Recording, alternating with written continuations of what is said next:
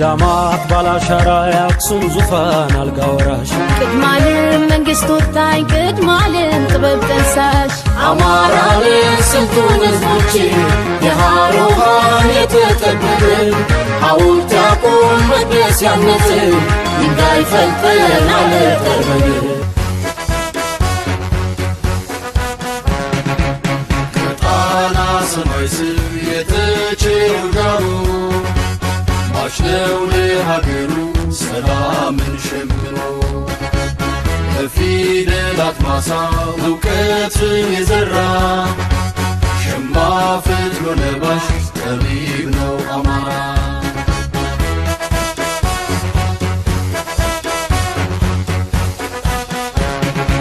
ከአያት ቅድመ አያቱ ከላይ ከታሪኩ ነገደ ዜማዊ ፋኖነት መልኩ ተጠሪ ነው ለአገር ቀድሞ የሚደማ አልባሽ አብራሽ ኩሩ የተቸረው ግርማ። ተመልካቾቻችን እንደምን አላችሁ? እንዴት ናችሁ?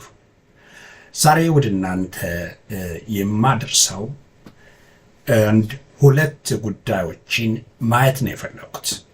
ምክንያቱም ነገሮችን እያገናዘብናቸው እያየናቸው በሄድን ቁጥር ትግላችንን እያጠናከርን የምንሄድበት ይሆናል ማለት ነው። ምናልባት አንዳንዶች ያላዩት ሊሆን ይችላል። ስለዚህ ደጋግመን ሌሎችም ቢያስተላልፉት እኛም ያንን ጉዳይ ማስተላለፉ ጠቀሜታ አለው። በተለይ ለዚህ አሁን ላለንበት ጊዜ ይጠቅማሉ የምንላቸው ማቅረብ አስፈላጊ ስለሆነ ይዤላችሁ የቀረቡት አጠር ያለ በሌላ ሚዲያ የቀረበ ግን ጠቀሜታው በጣም አስፈላጊ ስለሆነ ተደጋግሞ ማየቱ በጣም አስፈላጊ ነው። አጠር አድርጌ በማቅረብ ይጠቅማል ብዬ ያሰብኩትን ነው። ሁለትና እሱ ነገር ምንድነው? አንደኛው እዚህ እንትኑ ላይ እንደምታዩት የቀድሞው ፕሬዝዳንት መንግስቱ እና አብይ ምንድነው የሚያመሳስላቸው፣ ምንድነው የሚያቀራርባቸው፣ የሚያለያያቸው የሚሉትን ነገሮች ማየቱና ግንዛቤያችን እያሰፋን መሄድ አስፈላጊ ነው፣ በሀገር ውስጥም ከሀገር ውጭም። ስለዚህ ይህንን ግምት ውስጥ እናስገባው። ሌላው የአቶ ዮሐንስ ቧያለው ንግግር እውነታ ምንድን ነው? አቶ ዮሐንስ ቧያለው በአሁኑ ሰዓት የት ነው ያሉት? ይህንንም ግምት ውስጥ አስገብተን እሱን ዛሬ የምናየው ይሆናል። ጊዜ ካለን በጣም ብዙ በርካታ ጉዳዮች አሉኝ፣ ግን በሌላ ፕሮግራም ስለምመለስበት ለጊዜው እነዚህን እንመልከት። ከዛ በፊት ግን እነዚህን ነገሮች ከማቅረቤ በፊት አንድ ማስታወቂያ አይተን መመለስ መቻል አለብን። በዓለም ዙሪያ በአሁኑ ሰዓት ከፍተኛ የሆነ እንቅስቃሴ እየተደረገ ነው። የተቃውሞ ሰልፎች በዚህ ወራሪና በዚህ ጨፍጫፊ አገዛዝ ላይ እና ሰራዊት ላይ በየአቅጣጫው ብዙ በደሎችን እየፈጸመ ስለሆነ ይሄንን በመቃወም በውጭ ሀገር የሚያከናውኑት እንቅስቃሴ አለ። እንዲሁም በአርሲ አካባቢ ከዚህ በፊት ሲደረግ እንደነበረው በወለጋ የሚደረገው፣ በቤንሻንጉል የሚደረገው፣ በማይካድራም የተፈጠረው፣ በቂና የተፈጠረው፣ በወሎ አጠቃላይ የተፈጠረው፣ በሸዋ የተፈጠረው፣ ወደ ታች ወደ ሐረር ወርደን ብናይ የተፈጠሩ በርካታ ጉዳዮች አሉ እና ይሄ ነገር እየቀጠለ እየሄደ ያለበት ሁኔታ ነው ያለና ይሄንንም የሚዳስስ ተቃውሞ እንቅስቃሴዎች በተለያዩ አገር በዚህ በውጭ ሀገር እየተካሄደ ስለሆነ እስኪ እሱን ማስታወቂያ አይተን እንመለሳለን። ዓለም ታላቅ አሳዛኝ ክስተትን እየተመለከተች ነው። የአማራ ሕዝብ ጩኸት ለረጅም ጊዜ ችላ ተብሏል። ነገር ግን ዝምታ የሰላም መንገድ አይደለም። ተግባር የፍትህ ድምጽ ነው። የአንድ ወር ሙሉ ዓለም አቀፍ የአማራ እናቶች እንባ ዘመቻችን ወደ ፍጻሜው እየተቃረበ ነው። ትግላችን ቀጥሏል። ይህ የህብረትና የዓለም አቀፍ እርምጃ ወር ነው። ባለፈው ኦክቶበር 26 ለንደን፣ ኖቨምበር 8 ፍራንክፈርት፣ ኖቨምበር 12 ዘሄግ፣ ኖቨምበር 16 ሚኒሶታ፣ ኖቨምበር 21 ጄኔቫ፣ ኖቨምበር 23 ሳንዲያጎ፣ ኖቨምበር 26 በርሊን፣ በመጪው ኖቨምበር 27 ብራስልስ የዘመቻው ፍጻሜ ይሆናል። ተቀላቀሉን። አሁን ደግሞ ብራስልስ ላይ አብረን እንቁም። ሐሙስ ኖቨምበር 27 2025 ሰዓት ከ13 ሰዓት እስከ 17 ሰዓት። ቦታ ስኩማን ስኩዌር ሩዲ ላሎል 1040 ብሩስልስ ቤልጅየም። ይህ ታላቅ ሰልፍ በአማራ ግብረ ኃይል በብራስልስ አማካኝነት ከዓለም አቀፍ የአማራ ማህበራት ህብረት ጋር በጋራ እየተዘጋጀ ነው። ይህ ታሪካዊ የአጋርነት ወር ነው። የኔዘርላንድስ፣ ጀርመን፣ ፈረንሳይ፣ የዩኬ የአማራ ማህበራት ተወካዮች ከቤልጅየም እና አውሮፓ ማህበረሰቦች ጋር ትከሻ ለትከሻ ይቆማሉ። በአውሮፓ ፓርላማ ፊት ለፊት ተቀላቀሉን። የአማራ ህዝብን ለመደገፍ በትልቁ ዓለም አቀፍ ሰልፍ ላይ አብረን እንቁም። የእናንተ ድምፅና ተግባር የእንባን ሐዘን ወደ ተስፋ ፈውስ የሚለውጥ አንዱ መንገድ ነው። ፍትህ አሁን እንፈልጋለን። የዓለም አቀፍ የአማራ ማህበራት ህብረት። የልጅ ልጅ ሞት ሳታይ ያገዋል ስቃይ ሳታይ በጊዜው ያለፈች ዓለም አቀፍ የአማራ ማህበራት ህብረት ከሌሎች ከተለያዩ ይመለከታቸዋል ከሚባሉ ማህበራት ጋር በጋራ እየሆነ ወይም በራሱም እንቅስቃሴ አጠቃላይ የተለያዩ ቦታ ላይ ተቃውሞዎች እየተደረጉ ነው። በሳውዝ አፍሪካም ከፍ ያለ እንቅስቃሴ መደረጉ እጅግ የሚያኮራ ነው፣ በጣም የሚያኮራ ነው እና ይህን እንቅስቃሴ በየቦታው እያበረቱ እያጠነከሩ መሄድ አስፈላጊ ነው። አማራ በርካታ ህዝብና አዋቂዎች ጥንካሬ ያለው ታሪክ ያለው ህዝብ ያለው እንዲህ እየተጨፈጨፈ ሊኖር የሚችልበት ሁኔታዎችን ፈቅዶ ጊዜ እንዲያገኝ ማድረግ ይህንን ወራሪ ኃይል ራሱን የቻለ ጥያቄ ውስጥ የሚከት ነው እኛነታችንን።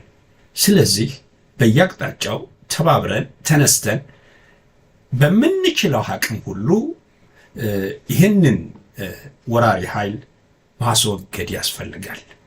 ወረራ ነው የተካሄደው።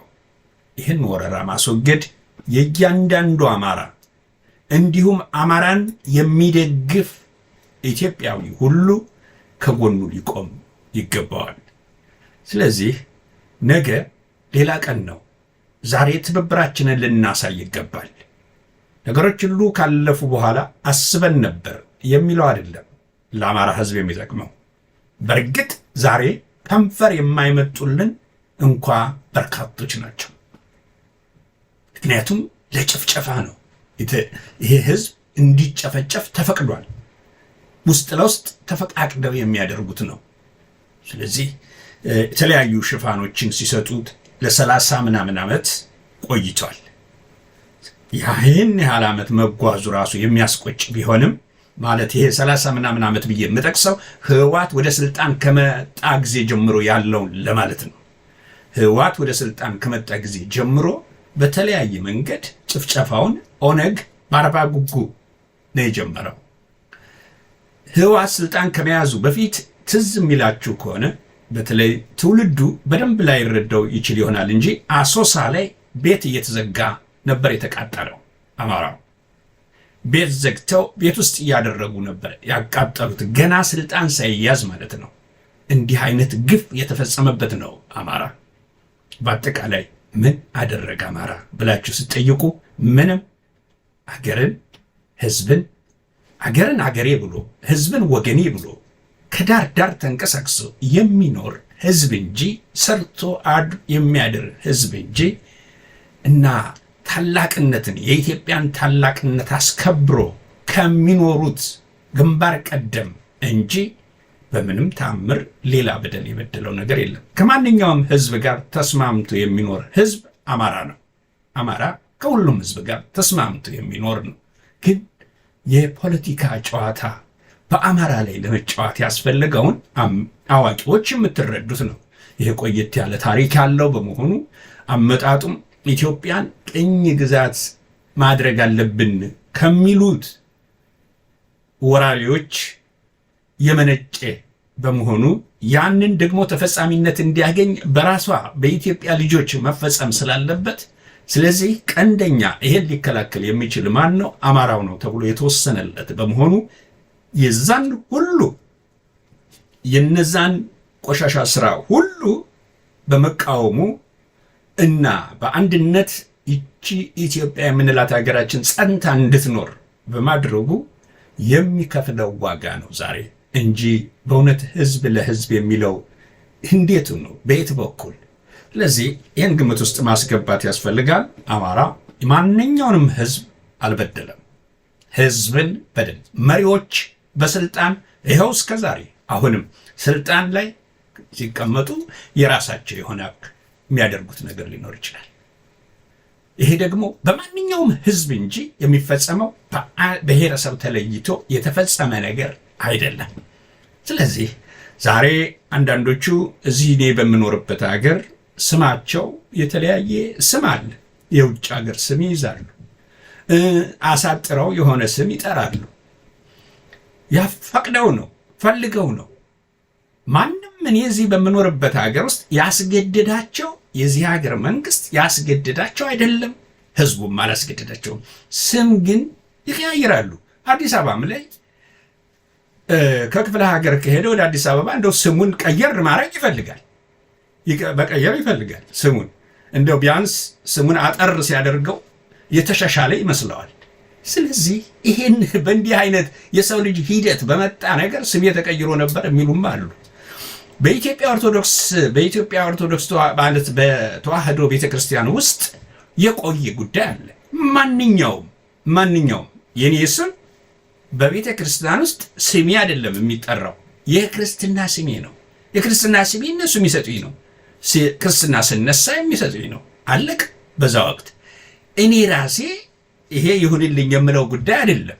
ማንኛውም ህዝብ ስም የሚሰጠው ክርስትና ሲነሳ ስም ይሰጠዋል። የክርስትና ስም አለቀ። የክርስትና ስሙን ከቀጠለ ከፈለገ ሊቀጥለው ይችላል፣ ካልፈለገ አልፈለገውም። ግን ቤተክርስቲያን ሲሄድ የቤተክርስቲያን ስርዓተ የኦርቶዶክስ ተዋህዶ ቤተክርስቲያን የራሷ የሆነ መንገድ አላት። ያ ደግሞ ለሁሉም ነው። ለሁሉም አማኝ ለሆነ ሁሉ በሷ ለተጠመቀ ሁሉ የሚደረግ ጉዳይ እንጂ የተለየ ጉዳይ አይደለም። ስለዚህ አንዳንዱ አይ ገብረ ምናምን ተብያለሁ ብሎ እንትን ይላል። ማን ሂድ አለው? ካልፈለገው ማን ሂድ አለው? ከሄደ ማክበር ነው ስርዓቱን፣ ካልሄደ አልሄደም። ስለዚህ በዛ ይጠራል። መጠራት የራሱ ነው። እነሱ የሚጠሩት ደግሞ በዛ ነው። ስለዚህ ማንኛውም ነው ይሄ አማራውም፣ ትግሬውም፣ ኦሮሞውም ማንኛውም የፈለገው አይነት ይሁን የሚጠራው በአንድ አይነት ነው። የተለየ ነገር የለም። ይሄኛው ብሔረሰብ ለዚህኛው ለስም ይሄኛው ለዚህ ተብሎ የተባለ የለም። ስለዚህ አበበን ሰው ከመረጠ አበበ ነው። ተመስገን የሚል ስም ከመረጠ ተመስገን ነው። ለሊሳ የሚል ከመረጠ ለሊሳ መሆን ይችላል። ማን ከለከለው? ይሄን የከለከለ የለም። ስለዚህ ይህን ሁሉ ማወነባበድ የተሰራበት ጉዳይ ምንድን ነው? ይህን ታላቅ ህዝብ መምታት ስለተፈለገ ማድቀቅ ስለተፈለገ ነው። ልጆቹ ግን በእውነቱ በእውቀትም በምንም በተለያየ መንገድ በዚህ በውጭ ሀገር አቅማቸው የዳበረ መሆኑ ምንም ጥርጥር የለውም። ይህን ህዝብ ማስከበር ግን ኃላፊነት አለባቸው። ይህን ህዝብ ከእልቂት ማዳን ኃላፊነት አለባቸው። የዚያ ነጸብራቅ ነው እንግዲህ የገባቸውና ጊዜያቸውን መስዋዕት አድርገው የሚችሉትን የሚያደርጉ በውጭ ሀገር ያ የገባቸው ናቸውና በእጅጉ ሊመሰገኑ ይገባል። ቀጥታ አሁን ወደ ሌላ ጉዳይ ይዛችሁ ልግባ። አርስቱ ላይ የቀድሞ ፕሬዝደንት መንግስቱና አብይ ይሄን ጉዳይ እንመልከተው። ይሄ ጉዳይ በሌላ ሚዲያ የቀረበ ቢሆንም ዛሬም ይሄ ያስፈልገናል። ትውልዱ ማወቅ አለበት። ነገ ሌላ ጊዜ በመሆኑ አውቀነው ምን እየተካሄደ እንደሆነ መሪዎች ምን ሊያደርጉ እንደሚችሉ ምን እንደሚሰሩ አብይ ዛሬ ምን እየሰራ ነው? እንዲሁ ዝም ብለን ነው የምንናገረው? አብይ የሚሰራቸውን ነገሮች ማወቅ ያስፈልጋል። ደጋግመን ማየት ያስፈልጋል። ማመሳሰል ያስፈልጋል። በእርግጥ አብይ በውሸት እጅግ የተመዘገበለት ሰው መሆኑ ምንም ጥርጥር የለም። አብይ ደንበኛ ዋሾ ነው። ደንበኛ የዚህ ዘመን ዋሾ መሆኑ ምንም ሐሰተኛ ሰው መሆኑ ምንም ጥርጥር የለውም። ከማሻሸቱ በተጨማሪ የውሸቱ ልክ ማቆሚያ የለውም እና ፍላጎቱ ሊያደርገው የሚፈልገው ፍላጎቱ የማታለል ዘዴው በጣም ለማታለል የሚጠቀምበት ሁኔታዎችን ግምት ውስጥ ማስገባት ያስፈልጋል። ይህን ህዝብ ብታታልል የተወሰነ ጊዜ ነው። አንድን ሰው እኔ አሁን ላታልል ብሞክር አንድ ጊዜ ላታልለው እችላለሁ፣ 2 ጊዜ 3 ጊዜ ግን ላታልለው አልችልም። በምንም ታምር ይነቃብኛል። ማታለል በጣም ዘለቄታ የለውም። አብይ ያንን ነው እያከናወነ ያለ እና ከኮሎኔል መንግስቱ ጋር ወይንም ከቀድሞው ፕሬዚደንት ጋር በውሸት አይገናኙም። ይህን ግምት ውስጥ እናስገባው። በምንም ታምር እንደዛ አይነት ውስጥ አይገቡም።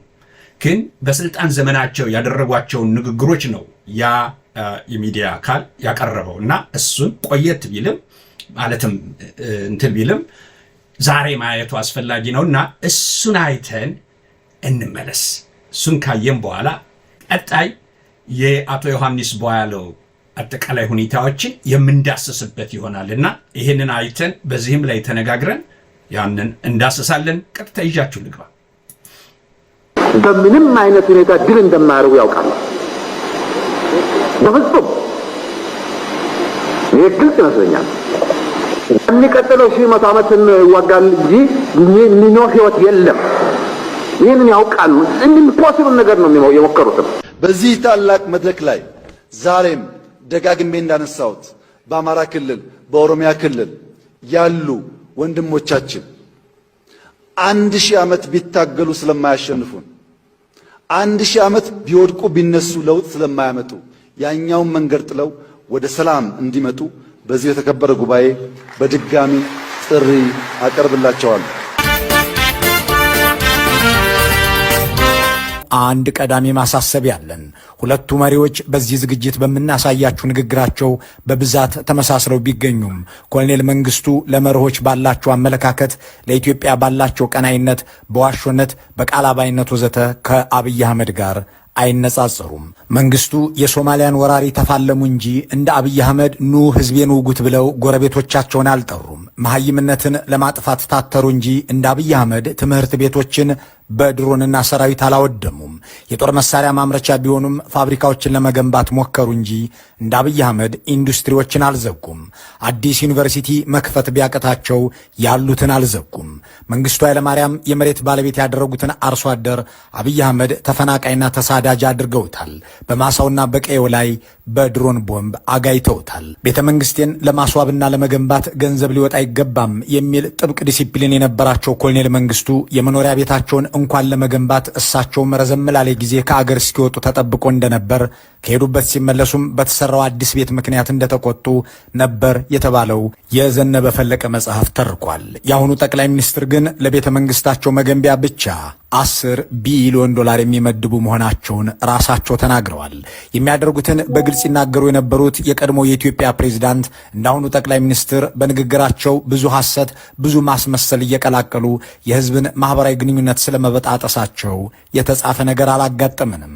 አንዱን ህዝብ በሌላው ላይ ተነስ እያሉ በማዝመት የማይታወቁት መንግስቱ ሰዎችን በብሔር መርጠው ሲገድሉ፣ ከስራ ሲያፈናቅሉ፣ ከሰራዊት ሲቀንሱና በብሔር እየመረጡ ህዝብ ሲያስሩ እንደነበር አልተዘገበም። ኮሎኔል መንግስቱ ኢየሱስ ያማልደኛል፣ አላህ ይመራኛል የሚል ማታለያ አይከተሉም። እምነትን ከፖለቲካ ጋር ቀላቅለው ህዝብን በመንፈሳዊ ተስፋ ለማሞኘት አልጣሩም።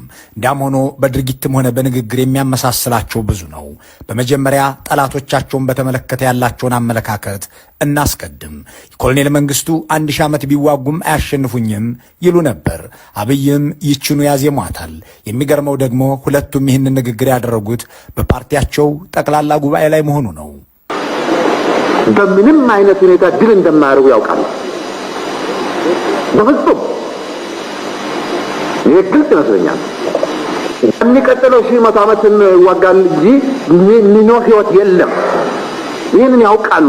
ኢምፖሲብል ነገር ነው የሞከሩት።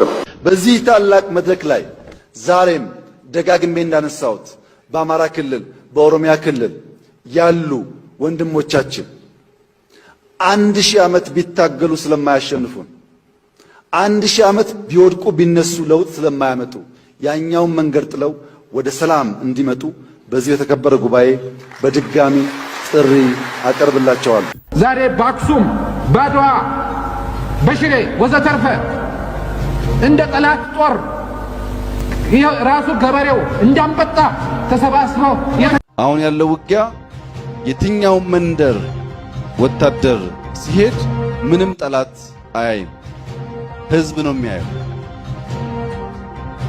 እዛ የገባው ወታደር ቁጥሩ ያነሰ ከሆነ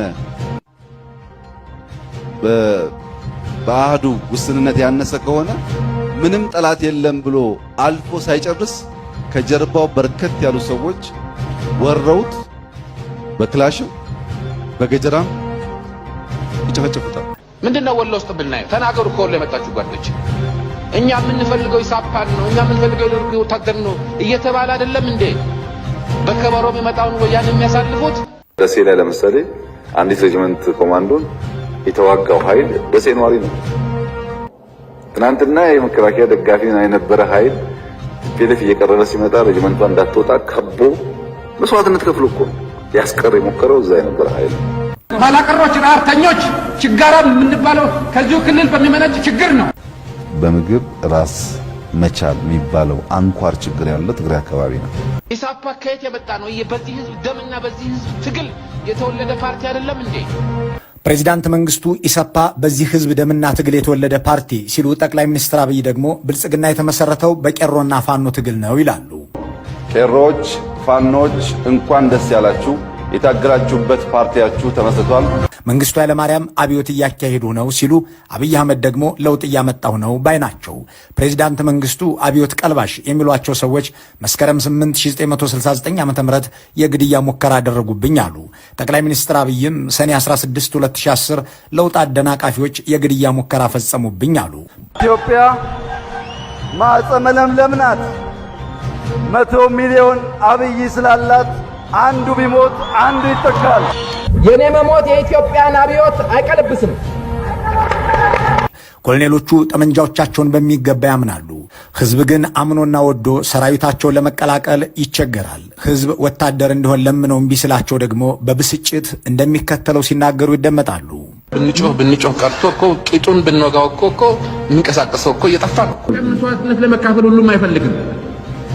እንዳላችሁት የደሃ ገበሬ ልጅ ብቻ ነው እየታነቀ የሚጋፈጠው። ወታደሩን በህን ያህል መጠን እናጠናክረው እና በአስቸኳይ እንድረስ። ይሄ ቀዳዳ ሳይከፈት ወይም የሚለውን ነገር በአደባባይ እንበይናለን።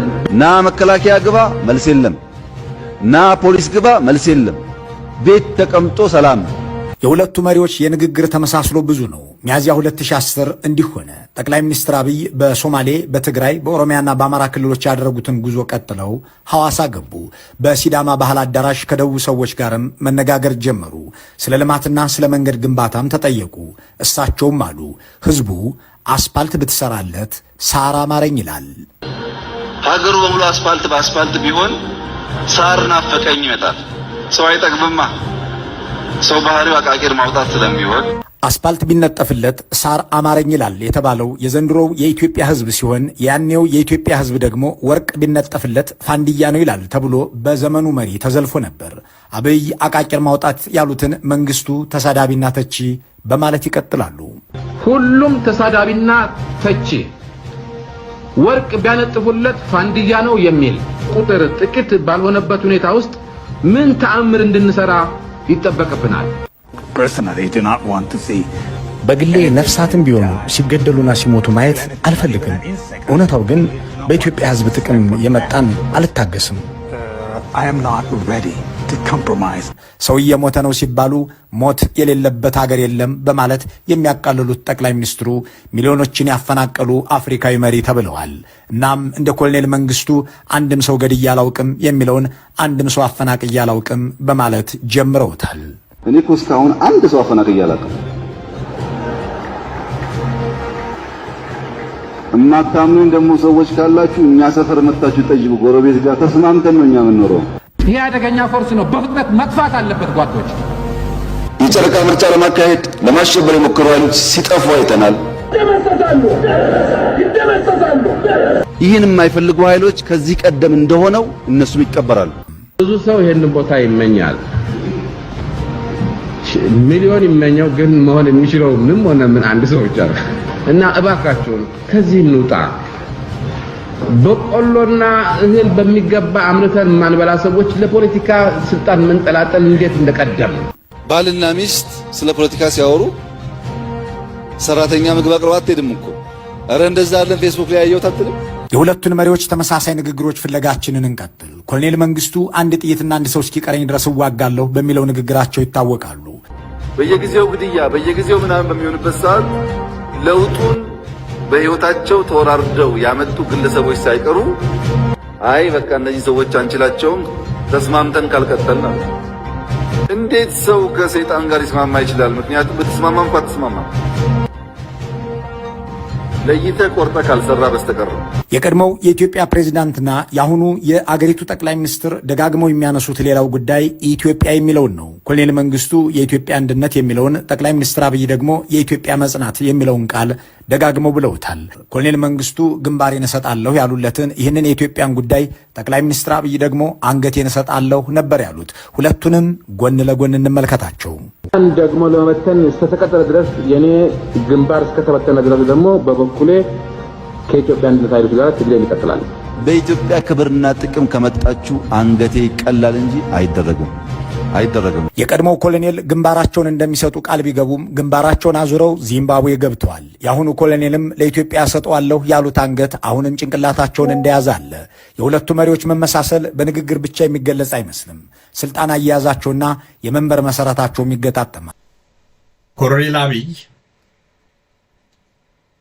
ከቀድሞው ፕሬዝደንት መንግስቱ ኃይለማርያም ጋራ በምንድን ነው ተመሳሳይነታቸው የሚለውን እንዲያው ባጭሩ ይሄ የቀረበውን ነገር ሙሉ ሳይሆን እንደዚህ እንዲያው አጠር አድርጌ ያቀረብኩት ግንዛቤው የበለጠ እንዲኖረን ምን ያህል አብይ አህመድ ምን አይነት ሰው እንደሆነ እንድትገነዘቡት ነው። ተቀራራቢ ባህሪ ያለ ግን በሁለቱ መካከል በውሸት ይለያያሉ። እና መታየት ያለበት ለምሳሌ አሁን አብይ አህመድ እንግዲህ 1000 ዓመት ብሏል። 1000 ዓመት እኮ እንዴት ነው? 1000 ዓመትማ ኢትዮጵያ ሌላ ዓለም ውስጥ ነች። ሌላ ዓለም ነች ኢትዮጵያ። 1000 ዓመት አይደለም 10 ዓመት ሳይሞላህ የምትወገድበት ጊዜ እየተቃረበ ነው። ስለዚህ ህዝብን ማታለል፣ ህዝብን ማምታታት ይቻላል፣ ግን አይደለም። በምንም ተአምር ይሄ ትውልድ የራሱ የሆነ ቀመር አለው፣ የራሱ የሆነ አካሄድ አለው። በቅቶታል። ህዝቡም መታረድ፣ መሳደድ ሰልችቶታል። እና አፈናቅዬ አላውቅም የሚል ነገር ሲናገር እንዴ መሪዎች እኮ ሄደው አያፈናቅሉ። መሪዎች ሄደው ናንተ ከዚህ ልቀቅ፣ ናንተ ከዚህ ልቀቅ አይሉም። በሚያሰማሩት አፈናቃይ ነው እኮ ህዝብ የሚፈናቀለው። በሚያሰማሩት ገዳይ እኮ ነው ህዝብ የሚገደለው። በሚያሰማሩት ጨፍጫፊ እኮ ነው ህዝብ የሚጨፈጨፈው፣ ቤተክርስቲያን የሚቃጠለው፣ በተለያየ አቅጣጫ መከራዎች የሚደርሱት። አገርህ አይደለም ውጣ የሚባለው። ስለዚህ አፈናቅይ አይደለም ሲል ምን አይነት ስብዕና መጉደል ነው? በዚህ ዘመን እንዲህ አይነት ንግግር ምን አይነት ነው? ይህን ማየት ያስፈልጋል። ትምህርት በትክክልም በኮሎኔል መንግስቱ ጊዜ መሐይምነትን በማጥፋት ተሸልመዋል፣ ተደንቀውበታል። ግን በአብይ አህመድ ጊዜ ትምህርት ቤትን በመደብደብ በማጥፋት ይታወቃል። ምክንያቱም አማራ የሚባልን ማጥፋት ስለሚያስፈልግ ማድሄር ስለሚያስፈልግ ማድረግ ነው ይሄንን። ስለዚህ ብአዴን ተላላኪው ብአዴን አለለት ጆሮም ቀበቶም የሌለው ጆሮ አይሰማም፣ ወንድነት ደግሞ የሌለው ቀበቶ የለው። ቀበቶ የማጥበቅ ምልክት የጀግንነት ምልክት ነው ለአማራ። ሴቷም ቀበቶ መቀነቷን አጠበቀች ከተባለ የጀግንነት ምልክት ነው። መቀነቷን አስራን የተነሳች ከተባለ የጀግንነት ምልክት ነው። ስለዚህ እነዚህ ከእንዲህ አይነት ነገር የጸዱ ናቸው ብአዴኖች እና ይሄንን እንደው ካገናዘብን በጣም በሚገርም ደረጃ ነው እንግዲህ መንግስቱ ኃይለማርያም ቤተ መንግስት ቤት መስራት አይደለም ምንም አይነት ነገር የተሰራላቸውን እንኳን ያልተቀበሉ እንትን ለምን ይህን አረጋችሁ? ያ እንግዲህ እሳቸው በወጡበት ሰዓት የተሰራች ማለት ነው እንጂ ቤላ ቤት ምናምን ቤት አይመስለኝም እንዲህ አይነት ነገር። አሁን ግን 10 ቢሊየን የሚያወጣ የራሱ ቤተ መንግስት መስራት ውስጥ የገባ ሰው ነው። ያ ነገር ስንት ድሃ ይለውጣል። ያ እኮ ይደርሳል፣ ቅንጦቱ ይደርስ ነበር። ስንት ድሃዎችን ፋብሪካዎችን በማቋቋም አሁን በችግር ውስጥ ያለውን ህዝብ ማዳን ይቻል ነበረ። እምነትን ብንወስደው በእምነት ደረጃ ዛሬ አገር እንዲህ እንድትመሰቃቀል አይደረግም ነበረ። ግን ሰውየው በምን አይነት እምነት ውስጥ እንዳለ የጸና እምነቱ ምን እንደሆነ አስቸጋሪ ሁኔታ ነው። በዚህ በኩል አጸልዩልኝ ይላል፣ በዚህ በኩል ደግሞ መሐመድ ነኝ ይላል። ስለዚህ እንዲህ አይነት ባህሪ ያለው ነው። ብዙ ነገር ቆይቶ ልንሰማቸው የምንችላቸው ነገሮች፣ የተደበቁ ነገሮች ይኖራሉ ብዬ አስባለሁ እምነቱን አስመልክቶ። ምክንያቱም በምንም ተአምር የሚጨበጥ ሰው ባለመሆኑ ማለት ነው። እኔ ይቅርታ በወታደር ደረጃ የሚሆንን አጣን። በኮሎኔል መንግስቱ ጊዜ ብሔራዊ ውትድርና ነው። ከብሔራዊ ውትድርና ባሻገር እሱም ስላልተቻለ አባት አርበኞች ወይንም አባት ጦር የሚባል እስከ መቋቋም ደረጃ የደረሰበት ነው። አብይ አህመድ ወደ ስልጣን ከመጣበት ጊዜ በኋላ ዘማች እኮ እንዴት ነው ለአብይ አህመድ አንድ ነገር ማሳየት እንደው የሚያስፈልግ ይመስለኛል። ዘማች እኮ አባት አርበኛ አይደል የምንለው? አባት አርበኛ ከሆነ እስኪ አንድ ነገር ላሰማችሁ ባጭሩ።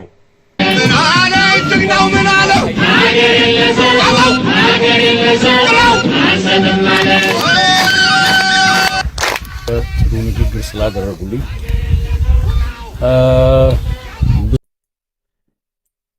ብዙ መስማት አልፈልግም። ዶክተር ዳኛቸው እንግዲህ በዚህ እድሜያቸው ምን አይነት ያን ጊዜ መሳሪያ ይዘው ነው እንግዲህ መሳሪያ ይዘው ተሰልፈዋል። ያልተሰለፈ አለ ወይ? ስለዚህ ለምንድን ነው ያልሆነ ያልተደረገ ነገር አስመስሎ ሊያቀርብ የሞከረው? የአማራ ልዩ ኃይል የአማራ ሚኒሻ ተሰልፎ በመጨረሻ ላይ የአማራ ልዩ ኃይልን ምን እንዳደረገው አይተናል፣ እመጣበታለሁ። ስለዚህ በወታደር ደረጃ አሁንም ቢሆን ሚኒሻን እያስቸገረ ያለበት ሁኔታ ነው። ሚኒሻን እየደለለ ያለበት ሁኔታ ነው። አሁንም ቢሆን ልዩ ኃይል የሚባለውን ከያቅጣጫው እያመጣ ያለበት ነው። ወታደር የሚሆን እንኳ የሌለበት ጊዜ ነው። ስለዚህ በማሰለፍ ደረጃ አባት የሆኑትን ሰዎች ሁሉ ማሰለፉን እንዴት ነው እንደው ሊያታልለን የሚሞክረው? ያልተሰለፈ ሰው እንዴት ነው ያ መሳሪያ ክላሽ ይዘው ወዲያ ወዲህ ያላሉ ሰዎች አሉ ወይ? እና እጅግ አንደኛ በኒ ዶክተር አዝናለሁ። እኔ እሳቸውን በሆን ክላሽ አልይዝም፣ እንዲህ መሳሪያ አልይዝም። ማስተማር ያለብኝ ነገር ካለ በሲቪላዊ ሁኔታ ላስተምር እችላለሁ፣ ልቀሰቅስ እችላለሁ። መሳሪያ ስለያዙ እኮ አይደለም። ስለዚህ ይሄ በጣም በኋላም የምናየው ነው፣ በሌላ ፕሮግራምም የማቀርብላችሁ ይሆናል። ግን እንዲህ አይነት ውሸቶች አሉ በሁለቱ መካከል፣ በሁለቱ መሪዎች መካከል። የሀገር ጉዳይ በምን መስፈርት ነው? ሀገር አብይ አህመድ ሊገነባ የፈለገው ኢትዮጵያን ምን አይነት ኢትዮጵያን ነው? አማራ የሌለበት ኢትዮጵያ፣ ሌሎችም የሚዋጡበት ኢትዮጵያ አማራን ካጠፋነው ደቡብን ለመዋጥ ዝግጅት ችግር የለብንም፣ ብዙ ዝግጅት ማድረግ አይጠበቅብንም የሚሉ ናቸው እኮ። ደቡብን እንጠዋለን የሚሉ ናቸው። አፋርን እንጠቀልለዋለን የሚሉ ናቸው እኮ። ሌሎችን ቤንሻንጉል አልቋል። እሱ ቀደም ብሎ ነው ሽመልስ ነግሮናል። እሱ ሽመልስ አብዲሳ ቋንቋ አስፋፍተናል፣ ከፍ ብሏል፣ በከፍተኛ ደረጃ እያደገ ነው፣ ከ1730 ምናምን አድርሰነዋል ያለበት ጊዜ እኮ አለ። ይሄ እየተከናወነ ያለው ለምንድን ነው ብለን ማሰብ ያስፈልጋል። አባይ ግድብን እንወስዳለን ወደኛ ጠቅልለን፣ ከዛ በኋላ እኛ የምንፈልገውን ኢትዮጵያ እናደርጋለን። አማራውን መጨፍጨፍ ማድቀቅ ነው ይሄ። በቃ ይሄ ነው። ሌላው አንድ መዋሸት የሌለበት ነገር አለ።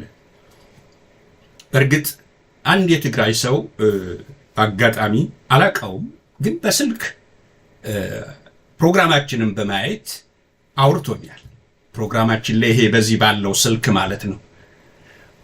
ህወሓት እምቢ ብሎ ነው እንጂ አብይ ጠይቆናል፣ ፋኖ እያስቸገረ ነው ግቡ እንጂ ለምን የማትገቡት ብሎ ከተወሰነ ወራቶች በፊት ማነው ጌታቸው ወደ አዲስ አበባ ከመሄዱ በፊት እንዲህ አይነት ጥያቄ አቅርቦላቸው እንደነበር ነግሮኛል። እውነት ይሁን ውሸት ይሁን አላውቅም። አብይ አህመድ የትግራይ ኃይል እንዲገባ ጥያቄ አቅርቦ እንደነበረ ይሄ ሰው ገልጾልኛል። እንግዲህ እግዚአብሔር ይወቅ፣ ሐሰቱን ይሁን እውነቱን ይሁን ባላውቅም፣ ግን ይህንን በተጨባጭ በስልክ ገልጾልኛል። ምክንያቱም አክሰንቱም ምኑም በደንብ ተጠይቀናል። እኛ ከአማራው ጋር ምንም ግጭት አንፈልግም፣ ከአማራው ጋር ጦርነት ውስጥ አንገባም በምንም ታምር። የተጠየቀ ግን ጥያቄ የቀረበው ግን ቀደም ብሎ ነው። እንዲህ አይነት ነው እኮ ያደረገው። እንግዲህ ሊያስተባብር የፈለገው ህወሓት እንዲገባ ጠይቋል። አልገባም እንዳሉ እንዲህ አይነት ሰዎች የሚያወሩ አሉ። ይህ ነገር ራሳቸው ሊገልጹት ይችላሉ። በእውነት ነው ወይ ሐሰት ነው ወይ የሚለውን እነሱም ሊገልጹት ይችላሉ። ስለዚህ አብይ አህመድ ይሄ በጣም የሚገርም አይነት ሁኔታ ነው እና እንዲህ አይነት ሰዎችን ሁሉ ያሰባሰበበት ነው ማለት ነው። ስለዚህ የተሻልን አይደለንም። ዛሬም ምናልባት በመብለጭለጭ ደረጃ ሊሆን ይችላል። ያኔ እነ መንግስቱ ያሉበት ሁኔታ እኮ ዓለም አቀፉ ሁኔታ ማየትም ያስፈልጋል። ዓለም አቀፉ ሁኔታ የምትሸዋውድበት ሁኔታ አይደለም። አንድ ርዕዮተ ዓለም አንድ ጉዳይ ነው። ዓለም የወዛደሮች ትሆናለች ብለው እኮ የሚያስቡና የሚዘመርበት አይነት ሁኔታ ነው የነበረው። እንኳን የኢትዮጵያን ሕዝብ በልዩነት ሁኔታ ለማስቀመጥ ይቅርና፣ ስለዚህ እንደ አንድ ኢትዮጵያ ነበረ። ከምስራቅ እስከ ምዕራብ፣ ከሰሜን እስከ ታች እስከ ደቡብ እኮ መኪና አስነስቶ መሄድ ይቻላል። የሚችል ሁሉ ትራንስፖርቱን ተጠቅሞ መሄድ ይችላል። ችግር እኮ አልነበር። አሁን እኮ መንቀሳቀሻ የጠፋ መሆኑን ማህበረሰቡ የሚገልጸው ነው፣ የምናየው ነው። በተለያየ ሚዲያ ሹፌሮች የሚታረዱበት፣ የሚጠለፉበት፣ የሚሰቃዩበት ሁኔታ መሆኑን በየአቅጣጫው እያየን ነው፣ እየሰማን ነው። እንዲህ አይነት ሀገር ይዞ እንዲህ እንደፈለገው ሲለው ቃሉን በጣም የሚገርም ነው እና ይሄ ተገቢ አይደለም፣ ሊታሰብበት ይገባል። እያንዳንዱ አማራም ሆነ እያንዳንዱ ኢትዮጵያዊ ይህን ጉዳይ በጥሞና እያየ ወደ ተሻለ አቅጣጫ የምንሄድበት ሁኔታዎች ሊኖሩ ይገባል። እንግዲህ ይህን ስንል ትምህርት እንድንወስድበት ነው። ይህን ሁኔታ ትምህርት ወስደንበት እንድንቀጥል በማሰብ ነው። አቶ ዮሐንስ ቧያለው ምንድን ነበረ ቀደም ብለው የተናገሩት? ከመታሰራቸው በፊት ምን ነበር ያሉት? እስኪ ትንሽ እንስማና በዚያ ጉዳይ ላይ እንነጋገር። ልዩ ኃይል ለምን ፈረሰ የሚል ማብራሪያ አልተሰጠም። ለምን ፈረሰ? ሌላው አልፈረሰም። እንግዲህ ተመካክረን የብልጽግና ስራ አስፈጻሚ እንደዚህ ብሎ ሁሉም ፈርሷል ልትሉኝ ትችሉ ይሆናል፣ ግን በተግባር አልፈረሰም። ኢሚናንት የሆነ የሴኩሪቲ ትሬት ያለበት ክልል ይኸው ምክር ቤት ወስኑ የጸጥታ አደጋ አለብኝ ማደራጀት አለብኝ ብሎ የምክር ቤት ወስኑ በጀት መድቦ ለፍቶ ደክሞ ያቋቋመውን ኃይል በትነና ለምክር ቤቱ ምንም ነገር አልተነገረው እና ማንዴት አላችሁ ወይ? የመበተኑስ ምክር ቤቱስ መማከርስ አልነበረበትም ወይ? ኦኬ ማንዴትን ነገር እንተው፣ ጠቃሚ ከሆነ ለሀገር ብለን እሺ ይፍረስ። ሌላው ፈርሷል። ትግራይ ከግርዝ እስከ ራሱ ከቀላል እስከ ከባድ መሳሪያ ታጥቆ ሌላው ክልል እንደዛው ታጥቆ እያሰለጠነ እያስመረቀ አማራ መበተኑ አዋጭ ነበር ወይ? ሲበተንስ ምክንያታዊና በቂ ጊዜ አያስፈልገውም ነበር ወይ የሚለው በደንብ ያብራራ ነው አልመሰለኝም። ልዩ ኃይል ለምን ፈረሰ የሚል ማብራሪያ እንግዲህ ይሄ ጉዳይ ልዩ ኃይሉ ይፍረስ ተብሎ ሲወሰንበት ያውም አንድ ማገናዘብ የሚገባን በኦሮሚያ በሚባለው ክልል ከ400,000 በላይ ሰልጥኖ ከበውጭ አሰልጣኞች ጭምር ታግዞ ከፍተኛ ደረጃ የደረሰ ኃይል እያለ በትግራይ በኩል ደግሞ እስከ 300,000 በላይ ልዩ ኃይል እያሰለጠኑ አጠቃላይ የታጠቀ ኃይል እያዘጋጁ መሆኑን እየተዋወቀ እንዴት አማራ ክልል ያን ጊዜ ስልጠና እንዲሰጥ በተጠየቀበት ሰዓት አጠቃላይ የአማራ ልዩ ኃይል ከ60,000 እንደማይበልጥ ይገለጻል።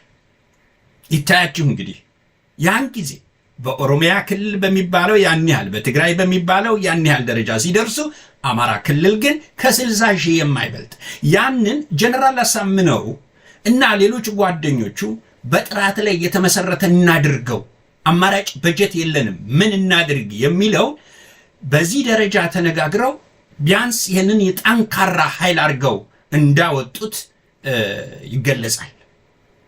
በዚህ ወቅት በተለይ ሊመረቅ አካባቢ የገንዘብ ፍቃድ ወይንም አንዳንድ ነገሮችን ጀነራል አሳምነው ለአቶ ገዱ አንዳርጋቸው አቅርቦላቸው አልፈርምም ማለታቸው ይሰማ ነበር። አልፈርምም ማለታቸው በጭቅጭቅ እንደፈረሙ እንግዲህ ያ ልዩ ኃይል እንዲጠነክር እንዲስፋፋ ማገዝ ይገባቸው ነበረ። ግን ያንን እንዳላረጉ ይገለጻል። ግን ያ የሆነው መጨረሻ ላይ የፈረሙት ማዋጣ መንገድ መሆኑን ሲያውቁ ፈርመዋል፣ ሊመረቁ ችለዋል። ከዛ በኋላ እሳቸውም ወደ ቅያሬው እንደሄዱ ይገለጻል። እንዲህ አይነት ሁኔታዎች ነው የነበሩ መሆኑት በውስጥ አዋቂዎች ይገለጻል።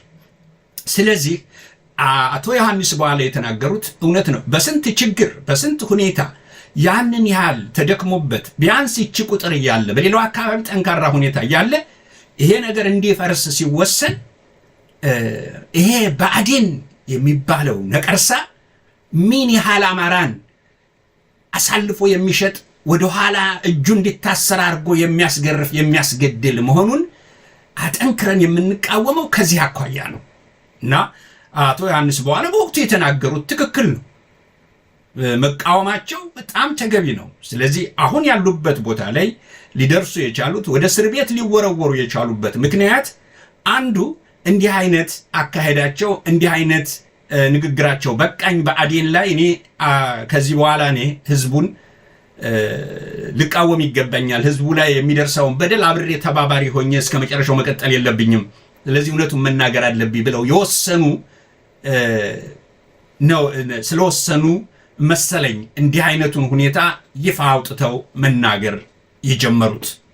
ስለዚህ ሌላስ የተጨማሪ እንስማ። አሁን በእኛና በኦሮሚያ መካከል ያለው የበጀት ዲፈረንስ የ1 ሚሊዮን ወይም ከ500,000 እስከ 1 ሚሊዮን ህዝብ ነበር በትክክለኛው ቆጠራ ወቅት። አሁን እጥፍ እየሆነ ነው ዲፈረንሳችን በቀመሩ ስናየው።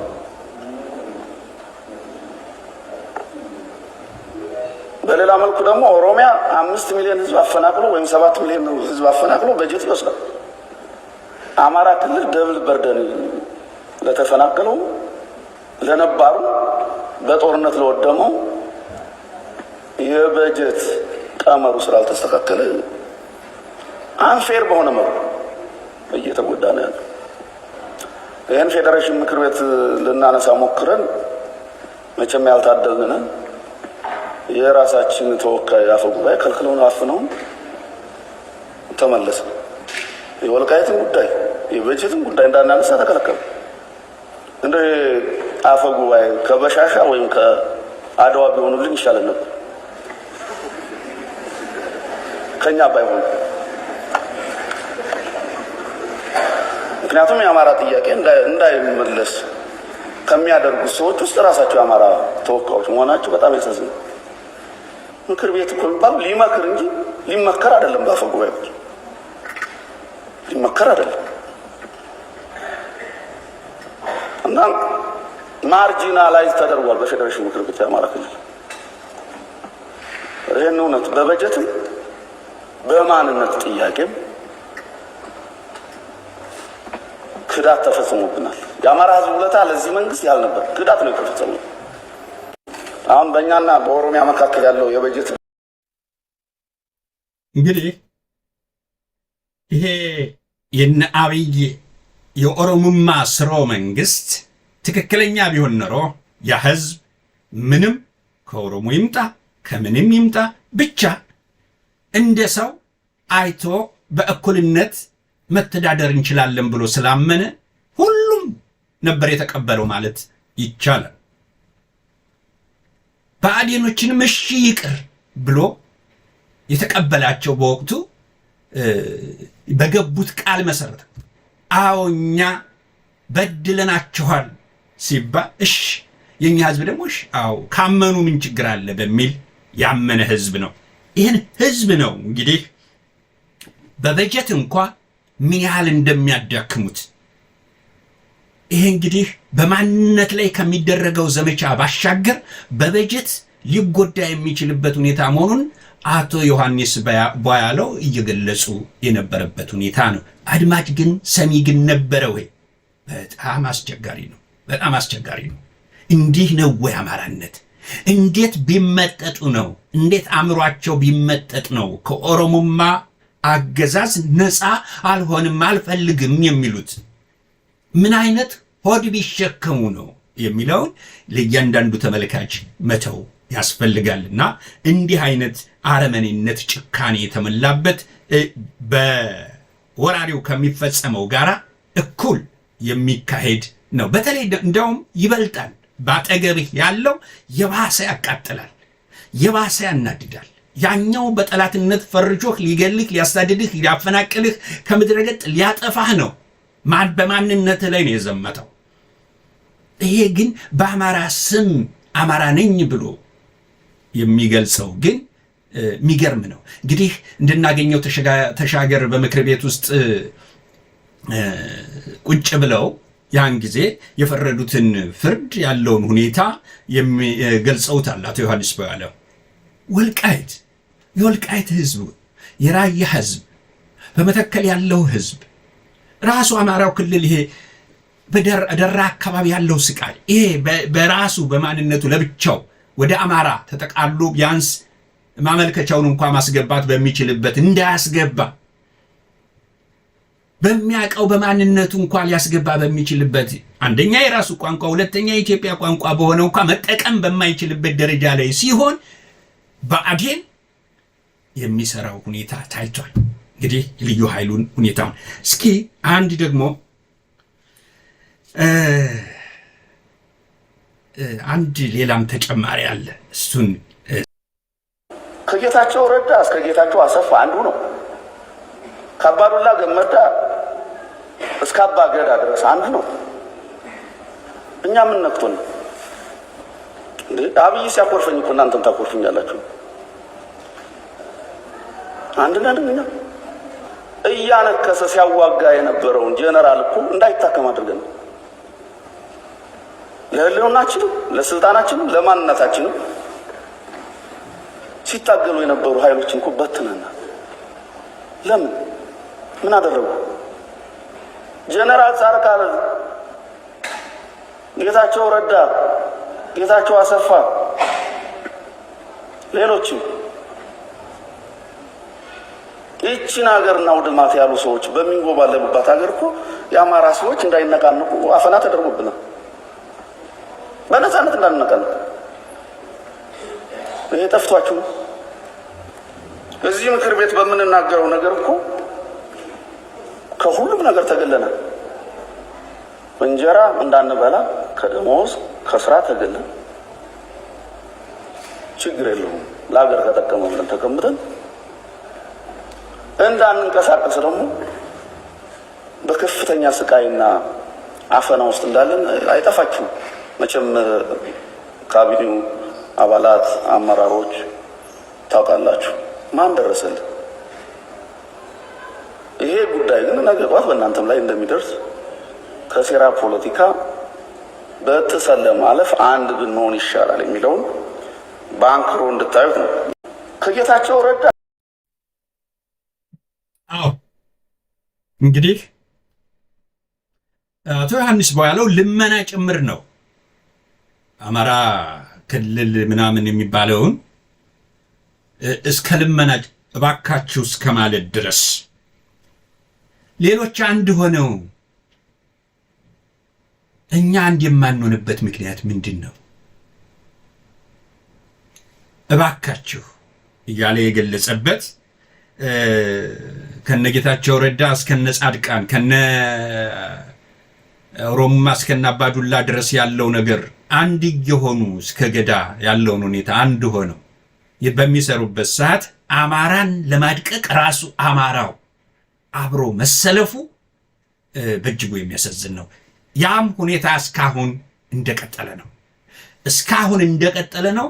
ለልጅ እንኳን ልጆቻቸው እንኳን እነሱ ልጆቻቸው የልጅ ልጆቻቸው ሁሉ ዋጋ የሚከፍሉበት አይነት ሁኔታ ነው እያከናወኑ ያሉት።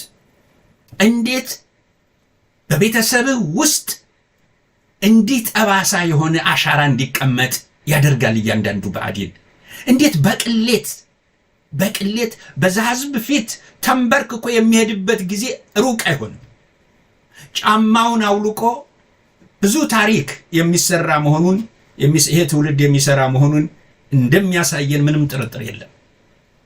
እስከዛ ድረስ ነው የምትጠብቁት ማለት ነው። ብአዴኖች ያቺ ነገር እስክትመጣ ነው የምትጠብቁት። እንዴት ብአዴን እንዴት አይለወጥም? እንዴት በቃኝ አይልም? እንዴት ባርነት በቃኝ? ምን ሊመጣ ከዚህ የበለጠ ምን ሊያደርገው? የራሱ ቤተሰቦች፣ የራሱ ጥቅም ይመለስልሃል እኮ ነገ። ጥቅምህ ከሆነ እኮ ጥቅምህን ታገኘዋለህ ያለህ ቦታ ላይ ካለ። እንዴት ከህዝብ ጋር መቆም ያቅታል? እንደ አማራስ ኮርተህ ብትሞት፣ እንደ አማራስ ጀግንነት ፈጽመህ ብትሞት ምን ትሆናለህ? ምን ይቀርብሃል? ያየኸውን አይተህ ቤተሰቦችህን ደህና ታሪክ ላይ ያስቀምጠሃቸው በድህነት እንኳ ቢኖሩ በጥሩ ታሪክ እንዲኖሩ ማድረግ። ድህነት እኮ እና ሀብትነት እኮ አይደለም። በድህነት እኮ ጥሩ ታሪክ አለ። የነ በላይ ዘለቀ ልጆች እኮ ሀብታሞች አይደሉም ዛሬ አይደለም፣ በፊትም ቢሆን አሁንም ቢሆን ግን ታሪካቸውን ቀና ብለው እንዲያው የሚያደርግ ነው። ይሄ የእናንተ ልጆች ግን ዘቅ ብለው እንዲያው አንገታቸውን አቀርቅረው እንዲሄዱ የሚያደርግ ስራ እየሰራችሁ መሆኑ ግልጽ ነው። አንድ አጠር ያለች ተጨማሪ የአቶ ዮሐንስ ቦያለውን እንስማና በዛ እንትን እናደርጋለን። የአማራን ኮዝ የሚያነሳ ኃይል ሁሉ እኔም ብቻ አይደለም ሌላውን ሁሉ አንገት ማስደፋት አለብን የሚል የተቀናጀ እና የተሳሳተ መንገድ አለ። በዚህ መልኩ የአማራን ህዝብ ማስደፋት አይቻልም። እረፍት ማግኘት ከፈለጉ የአማራን ህዝብ ልብ ማግኘት ከፈለጉ ዮሐንስን ወይም ዮሐንስ መሰሎችን ማጥቃትና መተቸት ሳይሆን የአማራን ህዝብ ጥያቄ በአግባቡ ቆሞ መመለስ ብቻ ነው መፍትሄ ሊሆን የሚችለው። በነገራችን ላይ ዮሐንስ ብቻ አይደለም ለአማራ የቆሙ ብዙ እልፍ አላፍ አማራዎች እንዳሉ ይሄንንም በዚሁ አጋጣሚ እንዲያውቁት። ዮሐንስ አንድ ነገር ቢሆን የአማራ ትግል ይቆማል ብለው እንዳያስቡ እንዳይሸወዱ ለመናገር እፈልጋለሁ። አዎ አቶ ዮሐንስ ቦያለው ታሰሩ። አዋሽ አርባ ከነ ክርስቲያን ታደለ ጋራ ልክ ማዕከላዊን በሚያስንቅ መልኩ ተሰቃዩበት። ከአዋሽ አርባ ዛሬ ወደ ቃሊቲ ውስጥ ይገኛሉ። በእውነት እያንዳንዱ ህዝብ እንዲረዳው ጌታቸው አብይን ከሰደበው በላይ እውነት አቶ ዮሐንስ ቦያለው ተሳድበዋል? አልተሳደቡም። ጥያቄን ያቀረቡት የአማራን ህዝብ መነሻው ዋናው ነጥብ ነው። ጌታቸው ጥሩ አድርጎ አብይን ጥሩ አድርጎ ነው ያስቀመጠው። አብይን ጥሩ አድርጎ አስቀምጦታል። ጌታቸው ውጭ ሀገር ሄዶ ነው የታከመው። እነ አቶ ዮሐንስ ግን እውነት በመናገራቸው ማንነት ተኮር ጉዳዮች እየተከናወኑ መሆናቸውን በተለያየ መስክ በተለያየ ዘርፍ ይሄንን አጽንኦት ሰጥተው በመናገራቸው እና በመቃወማቸው አዋሽ አርባ ወይንም ማዕከላዊ ተለዋጭ አዋሽ አርባ ነበር የተሰቃዩት። ማዕከላዊ ተዘጋ ተባለ እንጂ ማዕከላዊ አዋሽ አርባ ተከፍቷል። አዋሽ አርባ ነው የተሰቃዩት። ከዛም ከስቃዩ በኋላ ደግሞ እንደገና ቃሊቲ አምጥቶ ማሰቃየት ነው። ይሄ ነው የአማራ ልጆች በየትኛውም አቅጣጫ የሚታሰሩት በአመለካከታቸው በአማራነታቸው ነው። በተረፈ እነኚህ ከፍተኛ የሆነ አብይን በብዙ መንገድ እንትን የሚያደርጉት ምንም ችግር የለም፣ ይታከማሉ። እነሱ ጋር ችግር አይኖርም። ችግሩ አማራ ከሆንክ ብቻ ነው። ይሄ ነው እንግዲህ ተመልካቾቻችን። አቶ ዮሐንስ ቧያለው የሚሉትን ብለዋል። ዋጋ እየከፈሉ ነው። የአማራ ሕዝብ ውለታውን የተከፈለለትን መስዋዕትነት አይረሳም። ከሳቸው ጋር የነበሩት ግን ዛሬ እንዲያውም መንገድ እየመሩ እየጠቆሙ ፋኖን ለማስጨፍጨፍ ፋኖን ለማስገደል ካባ የሚሸልሙ በርካቶች ናቸው። እንዲህ አይነት እንቅስቃሴ ነው እየተካሄደ ያለው። እንዲህ አይነት ሁኔታ ነው እየተከናወነ ያለው። ይሄንን በግንባር ቀደምትነት ጣሊያንን እየመሩ መንገድ አርበኞችን ያሉበትን ያሳዩ የነበረ አይነት ሁኔታዎች ዛሬ ደግሞ ለጥቁር ወራሪዎች ርህራሄ የሌላቸው ወራሪዎች እነሱን በመምራት እነሱን መንገድ በማሳየት ወገኖቻችንን እያስጨፈጨፉ ነው። በድሮን ትምህርት ቤት ተደብድቧል። በድሮን ሰብል ተቃጥሏል። በድሮን ብዙ ነገር ተሰርቷል። ነገ ታሪክ በየአቅጣጫው በየዘርፉ የበለጠ ያወጣዋል። ሁሉም በጦርነት ላይ ሆኖ ምናልባት ትኩረት ያኛው በብዛት ላይ ይሰጠው ይችላል። ይሄ ነው ያለው። ተመልካቾቻችን አስተያየታችሁን ላኩልን። አስተያየቶቻችሁን በስልኮቻችን በኢሜይላችን ላኩልን። ዋትስአፕ ይሰራል፣ ቴሌግራም ይሰራል። ይሄን ነው የምለው። በቀጣይ ፕሮግራም እስከምንገናኝ ጉዳዩ ለሌሎች እንዲዳረስ ማድረጉን አትተው፣ አዳርሱ፣ ወገን ይስማው። ሁሉም አይታችሁ ቁጭ አታርጉት፣ እንዲዳረስ አድርጉ። በዚህ ደረጃ ቢያንስ የተወሰነ ክፍል ጉዳዩ እንዲደርሰው ማድረግ እንችላለን። በመረጃ ቲቪ ይተላለፋል። ከመረጃ ቲቪ ባሻገር ለህዝብ ደግሞ በሌላው መንገድ እንዲዳረስ ማድረጉ ተገቢ ነውና ይሄን እናድርግ። በቀጣይ ፕሮግራም እስከምንገናኝ እስከዛው ሰላም ሁሉ፣ መልካም ጊዜ።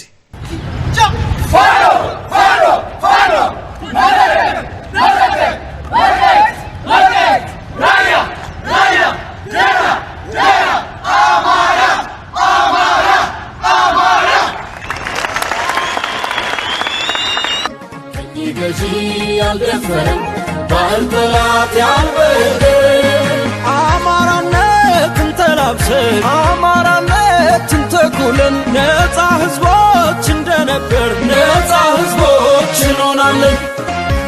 አማራንን ነፃ ህዝቦች ታሪክ ባምኑ የዘከረን ቀኝ ገዢ ያልደፈረን ባህል ጠላት ያልበደን አማራነትን ተላብሰን አማራነትን ተኩለን ነፃ ህዝቦች እንደነበር ነፃ ህዝቦች እንሆናለን።